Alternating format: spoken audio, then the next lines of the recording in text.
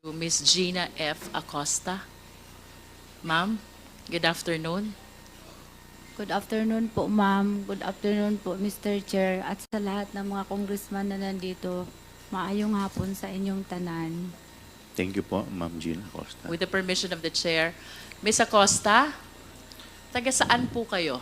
You're recognized, Ma'am Gina Acosta. Taga Davao po ako, ma'am. And would you confirm that you were born and raised also in Davao? I was born in Compostela, Davao del Norte po. Yes, and prior, of course, you confirmed that you are the Special Disbursing Officer of the Office of the Vice President. You confirmed that? Yes po, ma'am. I confirm. Prior to your appointment as SDO, saan po ang trabaho nyo? Sa Office of the Vice President po, under sa Office ng Chief of Staff. Prior to your appointment in the Office of the Vice President, where were you appointed or where did you work? Sa City Government of Davao po. And can we be enlightened, Ms. Acosta? Ano pong naging trabaho natin sa LGU of Davao? Ang trabaho ko po ay, ang aking position ay Supervising Administrative Staff doon sa City Budget Office. And then, anong tawag nun? You said supervising administrative staff in the budget office. Tama po ba? Opo, ma'am. May we know what salary grade is that? Salary grade 22. Salary grade 22. Ito po ba ay department head position na? Ay, sorry ma'am. Assistant po. Assistant department head. And how long did you work in the Davao City LGU? Nag-start po ako 1996 sa Sangguniang Panglungsod po. Then after 3 years, nalipat po ako sa City Hall of Davao. 1996, you were working at the Sangguniang Panglungsod. Opo, ma'am. Who was your vice mayor during that time? Si Vice Mayor Lois Bungguyan po. So that was 1996. After this, what was next? Nandoon pa ako sa Sangguniang Panglungsod. And then, nag-apply ako ng promotion na ilipat pa ako sa City Hall of Davao. Yun yung sa City Budget Office. And then, after City Budget Office po, anong tawag? If I may interrupt, ma'am, while you were at the City Budget Office, sino po ang ating local chief executive or mayor? Si Ma'am Inday Sara Duterte po. And after the City Budget Office, you were saying you were transferred? Naano lang ako, ma'am, ano yung tawag nun?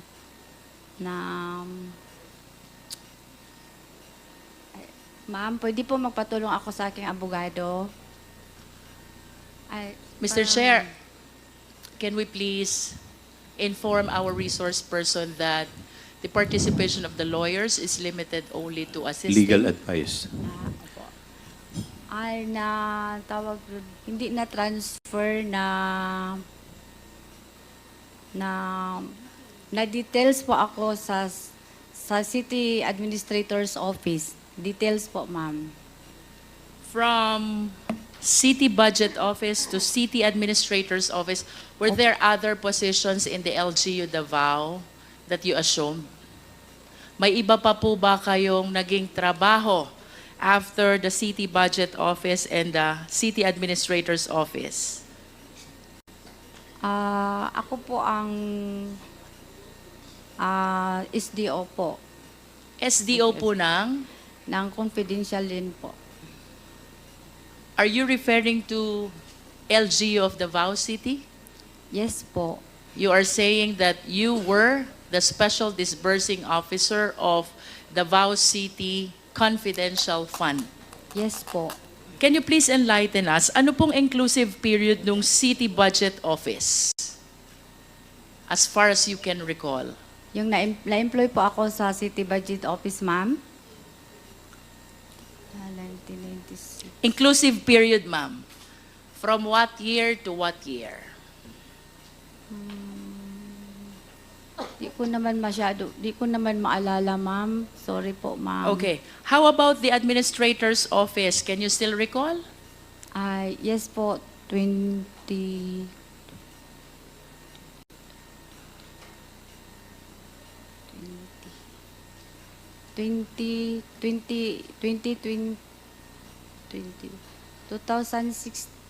or 18 2016 to to 2022 of June. 2022 of June. Tama po. But you mentioned a while ago that you work as well as the Special Disbursing Officer of the Davao City Confidential Fund. So if you are saying that from 2016 to 2022, you are at the City Administrator's Office, ano po yung inclusive date na SDO naman kayo ng Davao City Confidential Fund? Ang maalala ko, ma'am, the last 3 years po, bago po ako nagpunta sa Office of the Vice President po. So is it safe to say that from 2019 to 2022, kayo po ang Special Disbursing Officer ng Davao City Confidential Fund? Would you confirm that? Yes, ma'am. 2019 to 2022. Nonetheless, yun pong pagiging officer nyo sa City Budget Office, kailan po ito nag-umpisa?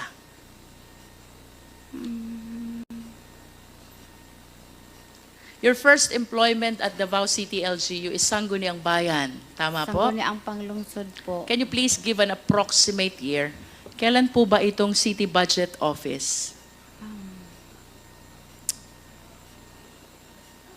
1996, 97,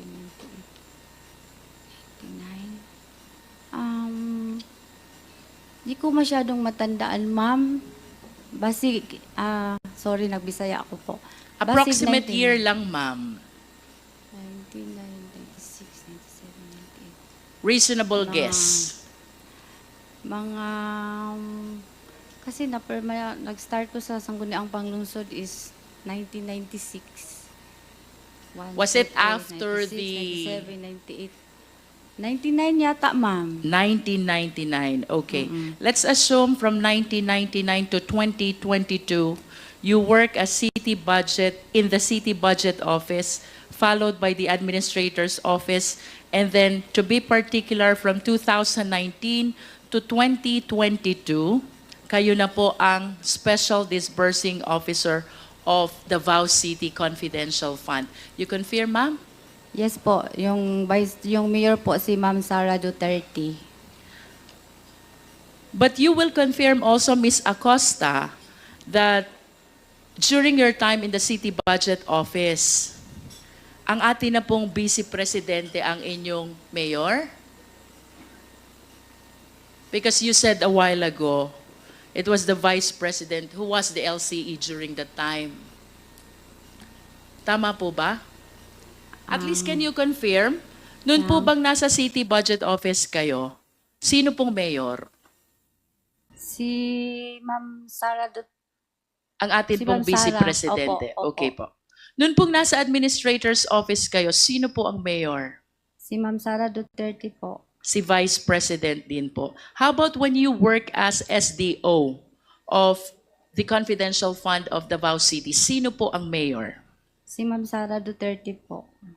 And of course, you understand that SDO or the position of SDO is a very significant, confidential position that requires utmost trust and confidence from the LCE. Tama po ba? Tama po, ma'am. And is it correct to say also na satisfy po ninyo yung standard na required ng ating Vice Presidente during the time that you were in the City Budget Office, during the time that you were at the Administrator's Office, reason why you were entrusted this position of becoming the Special Disbursing Officer of the Davao City Confidential Fund? Tama po ba? Yes po. Because otherwise, Kung hindi po kayo pinagtitiwalaan ng ating presidente, this entails huge amount of confidential fund. I believe na hindi po kayo i-appoint bilang special disbursing officer. Yes po. You confirm that? Yes po, ma'am. After your appointment and employment as SDO of Davao City LGU Confidential Fund, ano pong sumunod na dito? Nalipat po ako sa Office of the Vice President, ma'am. Sa tingin niyo po kaya, Ms. Acosta, what is the reason kung bakit ipinagtiwala po sa inyo ng ating Vice Presidente ang pagiging Special Disbursing Officer ng OVP? By the way, Ms. Acosta, kung yun pong 2019 to 2022, your position as SDO specifically pertains to Confidential Fund of Davao City LGU, that's what you said earlier. Ano naman po itong pagiging SDO nyo sa OVP? To what particular fund were you appointed as the Special Disbursing Officer? Sa confidential funds po. Confidential fund din po. Tama po bang sabihin that with your length of stay in Davao City bilang Special Disbursing Officer Confidential Fund, somehow na-master nyo na kung paano i-utilize ang confidential fund? Na-master gamay, ma'am, pero sa ako ang edad, murag, ang uban din na nako ma-recall. Mr. Chair, I lament that the people will not understand Meron what... po bang marunong Ma'am, mag-translate? ma'am pwede po paulit? Parang Pakiulit po Kabalo ko ninyo yung mag-Bisaya, inyong binanggit. Okay po. Ang pangutana ni ma'am kay sa kadugay-dugay na nako na nagiging SDO, kabalo na ba ako, na master na nako ang pamaagi o unsa ang trabaho sa SDO. Tama ba, ma'am? Mr. Chair, yung tanong daw ni Kong Jinky, sa tagal daw ho niya ng SDO, alam din ho daw niya kung ano yung pamamaraan at pagtakbo trabaho ng SDO. Ms. Acosta, saan po kayo mas komportable? Tagalog or English? Mas Tagalog, ma'am. Usay ma-mix po ng Bisaya po, ma'am. Yeah. But I hope you will try your best to speak in Filipino, Yes. in Tagalog, so the people will understand us. Pwede po ba? I try my best, ma'am. Pagsikapan po natin. At dahil na-master nyo na po kung ano dapat gawin bilang SDO ng Confidential Fund ng Davao City, kayo po ba'y naniniwala na yung inyong karanasan at tiwalang ipinagkaloob sa inyo ng ating Vice Presidente nung kay SDO ng Davao, ito din po ang dahilan kung bakit kayo inappoint bilang SDO ng Confidential Fund ng Office of the Vice President? Sa tingin ko po, dahil po sa trust and confidence ni Ma'am BP, ma'am. Yes. Ma'am, ano po sa pagkakaalam nyo ang trabaho ng isang Special Disbursing Officer? Ang pagkakaalam ko, ang trabaho ng isang disbursing officer ay siya po ang in charge to disburse the amount and therefore accountable po siya. In addition po sa disbursement, ano pa pong naaalala nyo na isa sa mga pangunahing trabaho ng SDO? Siya po ay isang accountable person. Accountable person. Would you agree with me? Kayo ho ba'y sasang-ayon na bilang SDO, kasama po kayo sa gumagawa ng financial plan? Yes, ma'am. Sasang-ayon din po ba kayo bilang SDO? Kasama din po kayo sa preparation ng liquidation report? Yes, ma'am. Bilang SDO, kasama din po kayo sa certification kung saan ginamit ang confidential fund? Yes, ma'am. At bilang SDO, kasama din po kayo sa preparasyon ng ating accomplishment report. Tama po ba? Ang accomplishment report po, ma'am, ay magbe-base po ako sa aming... But nevertheless, Ms. Acosta, kasali po ba kayo dun sa gumagawa ng accomplishment report? Yes, ma'am. Yes. Ang na-mention ko po, Ms. Acosta, is the entire process of utilization. It starts with the preparation of the financial plan, Yes, tapos susundan po ito ng disbursement. Under the disbursement, dito po tayo nagkakaroon ng encashment of check.